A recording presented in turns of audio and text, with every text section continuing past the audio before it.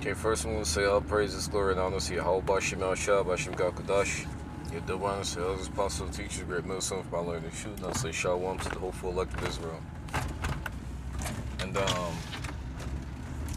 you know what? I'm going to go to this first.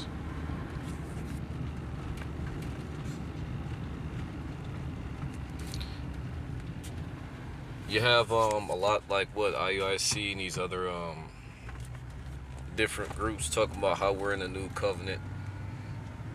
And mind you, IUIC is known to those who actually pay attention to change up its doctrine. And, this is the reason why the elders and apostles, teachers, great millstone, one of the things that is the job of a prophet is to point out the wolf in sheep's clothing, not to give warnings of impending doom and of false prophets, of fuckers that will potentially lead the Lord's people down the wrong path. Because the scripture, according to the scriptures, and you take a look at the way these niggas move. Their only care is for money and attention and fame. They're not trying to generally give out the word of Yahweh Bashim Al Shah. But this is Romans 16 and 17. Now I beseech you, brethren, mark them which cause division. I'm going to go into the word mark, which cause divisions and offenses contrary to the doctrine. And that's why one of the things we talk about is assholes who push bullshit like how we're in the new covenant, how there's going to be no Jacob's trouble. That what the mark of the beast is. Because not only are they leading the Lord's people to death, but they're perverting the king's word, the king's message. You don't do that. This is not this isn't something that you made. You don't have the right to pervert and to change the message that the king is giving to the people. If you want to call yourself an ambassador, a messenger, your only job is to deliver said message. He never told you to change it.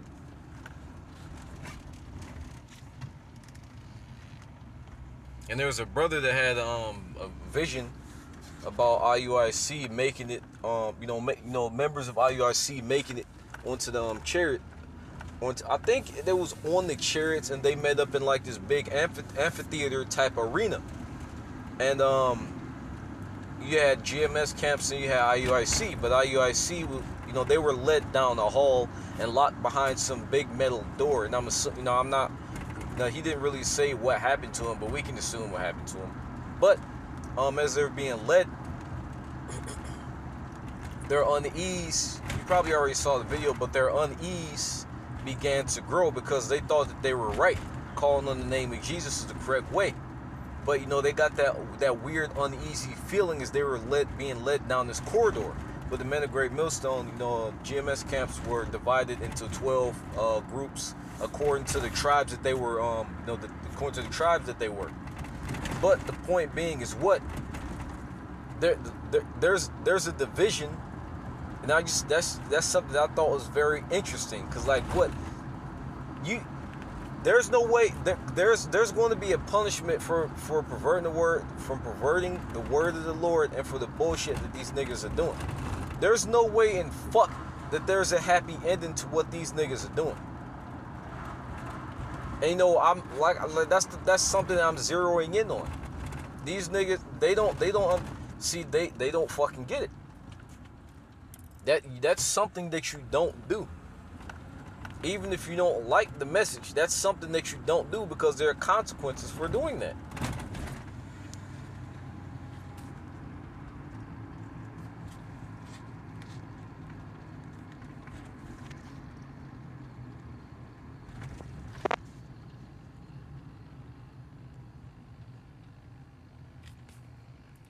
The word mark.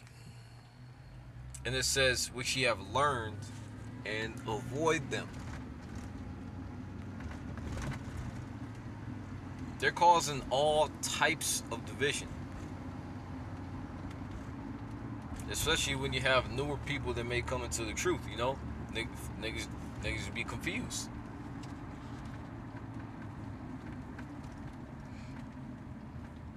And it says here, Mark, get that word, scopeo. And when you're scoping someone, you're zeroing in on someone, focusing in on someone, to look at, observe, contemplate, to fix one's eyes upon, direct one's attention to take heed to theirself. And once again, to look at these niggas over here. These niggas ain't right. Keep an eye on these niggas. You know, something's funny about how they're, riding in on horses, changing doctrine, calling upon false names, even though the leader of your group broke down the actual true names of the Lord. Yet for some reason they're now calling upon false names, knowing full well that that's a false name. And you got all, like, what? I think it was some collab with IUIC and ISUPK. Man, once again, those niggas are all false fucking prophets, man.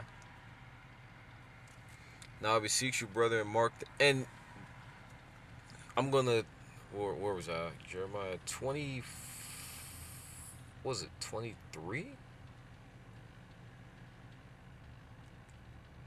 21, yeah. Jeremiah 23 and 21. I have not sent, you know what?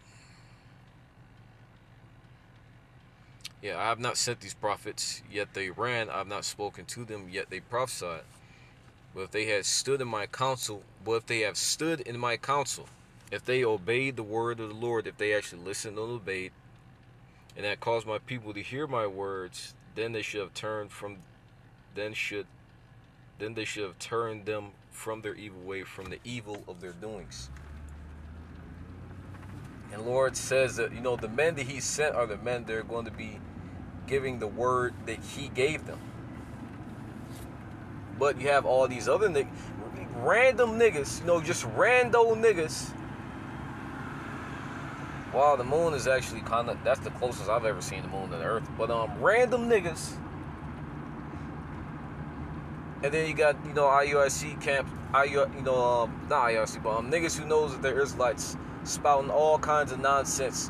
Which the thing, it's that when you parallel what they say with the scriptures, it doesn't line up. That's how you know when you're going to see a lot of them niggas who are followers of IUIC are meant to be destroyed. Because I remember Elder Apostle Tahar mentioned how if he was in IUIC and he heard some shit that was off, something would click. He'd be like, wait a minute, that's not what it says right here. But them niggas, they're just fucking, man, those aren't even blinders they have on. Them niggas are just zombies. That's how you know that them niggas, a lot of those IUIC followers are supposed to get destroyed anyway. Because nothing is clicking. Even brothers talk about how a lot of those niggas don't even actually read the Bible. They're just there.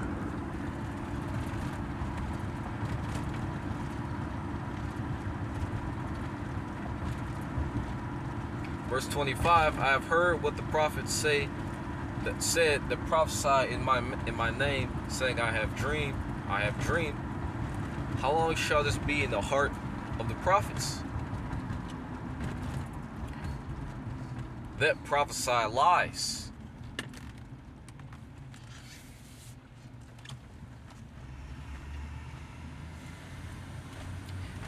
Yeah, they are prophets of the deceit of their own heart, which think to cause my people to forget my name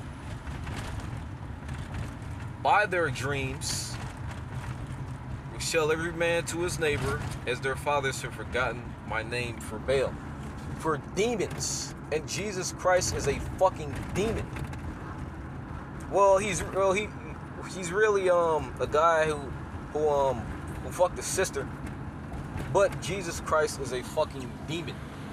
And that name invokes or evokes demons. But that's what they're doing. Once again, he knew the name, yet he went to Jesus Christ. It causes people to forget the Lord's name.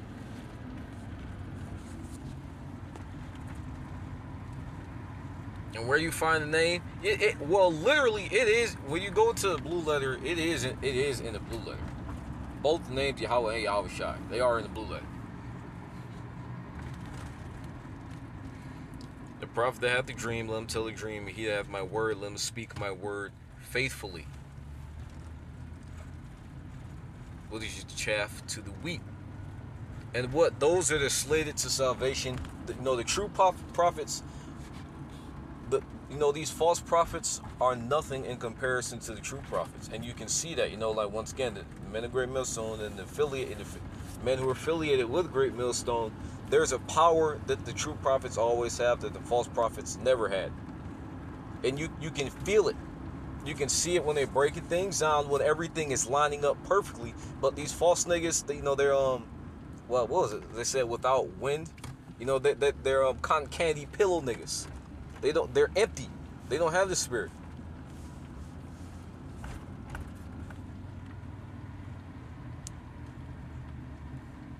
The chaff when you're harvesting, you have wheat and chaff, and if I remember correctly, they look similar, but the wheat is what you actually want. The chaff is what gets thrown away.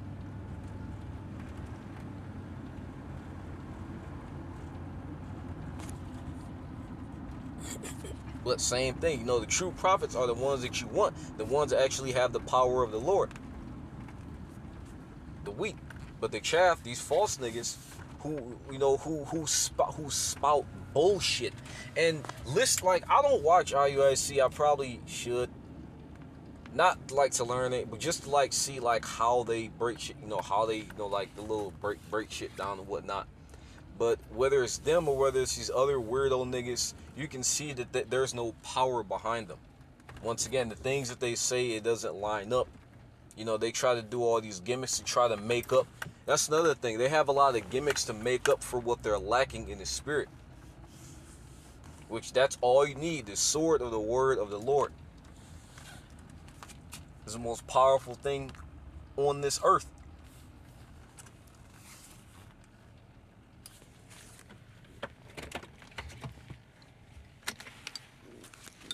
But that was pretty much it. Just I don't even want to say thoughts, but really Romans 13, 6, 16, and 17 brought this on because it's very simple. You can look at what they're teaching. It doesn't line up. They have all of these fancy clothes and fancy armor, but the true prophets were never really all that fancy. Yet they had power to cast out demons, power to heal. They didn't need fancy gimmicks. Yahweh Shai, right? I think when it's talk about how Yahweh Shai wasn't he wasn't I'm trying to remember the wording, but he wasn't like this flashy guy. Yet he had the power to single-handedly smash the Roman kingdom. He used telekinesis to push those dudes back, and there was nothing they could do. He could have flattened everything right then and there. Yet he wasn't like this flashy guy. Yet he had the power.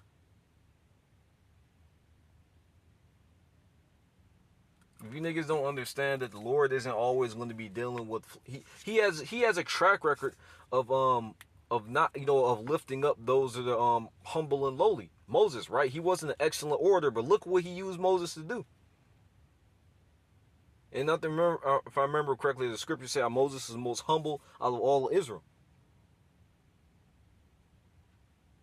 Yet look at the Lord made him our first king. He has a track record with lifting up the humble and the lowly. And Yahweh Shai came in riding on the donkey. Just another sign of humility. Not some mighty steed.